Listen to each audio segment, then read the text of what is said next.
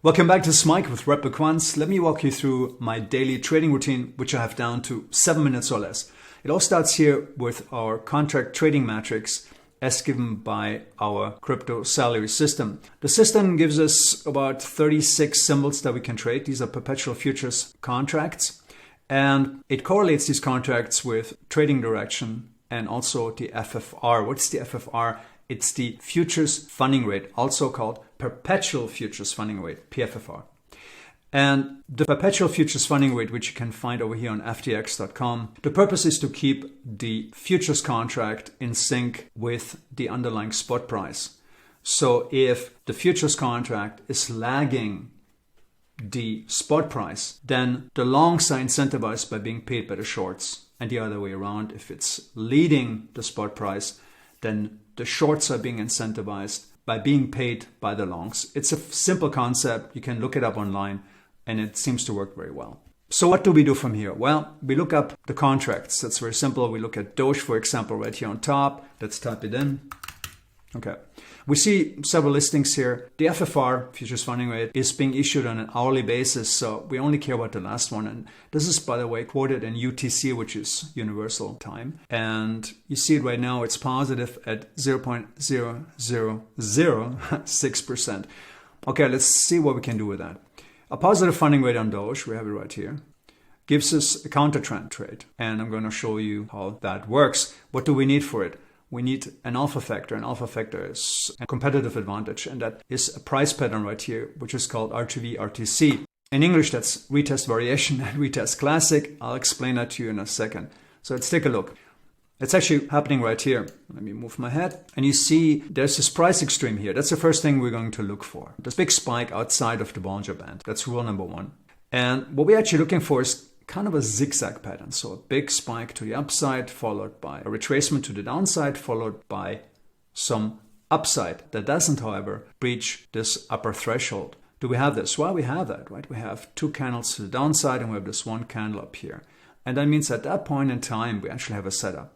So what do? I have this Fibonacci tool that shows it quite nicely.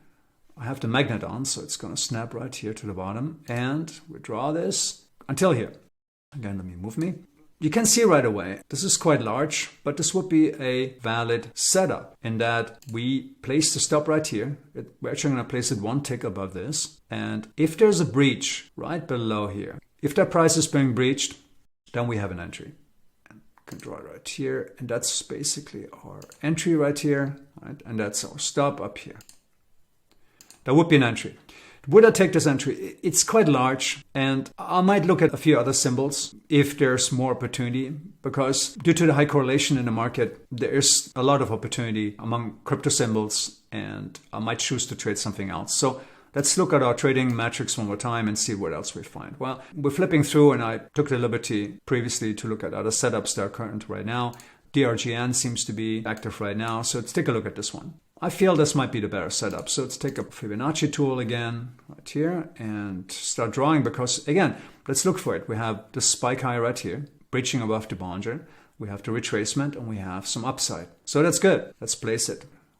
And boom, that's it. So let's see what happens. We can actually go forward in time a little bit because this is a few hours back and see what would happen. There you go. Now it's working its way higher. So what happened here is very interesting. I'm going to actually pause real quick. What happened here is that we got another up candle. What that means is that our entry right here was actually not hit. So what do? Well, it's very simple. We actually move it up. That's part of our system. And you can see that actually everything compresses. Our stop gets shorter, which means that we are buying more contracts, and the target gets closer. So it's kind of a trade-off in that you have a little bit more leverage, although our leverage is usually very, very low. You never really exhaust your leverage when it comes to trading these perpetual futures contracts. At maximum, we might be trading 3-to-1. That is really the maximum. And that's very little compared with many traders. And so here you would set the target, right? Here's the price point for the target. And here's the price point for the entry, and here's the price point for the stop. So does it ever get triggered actually? Let's keep playing and see what happens. And you can see that it actually got triggered here, right here, because we had to actually move it up one more candle. And then it actually got triggered by a breach to the downside here And now it's kind of trying to figure out where it wants to go. And that's it. That's very simple. Now, let me show you a much simpler way of doing it, because we've done it manually so far, but of course we're making it easier for our subscribers. And we have actually this perpetual futures funding rate scanner. We actually have two. One way you can actually just type it in. So remember, we actually looked at TOMA here. Submit, boom, right? Trend direction long right now.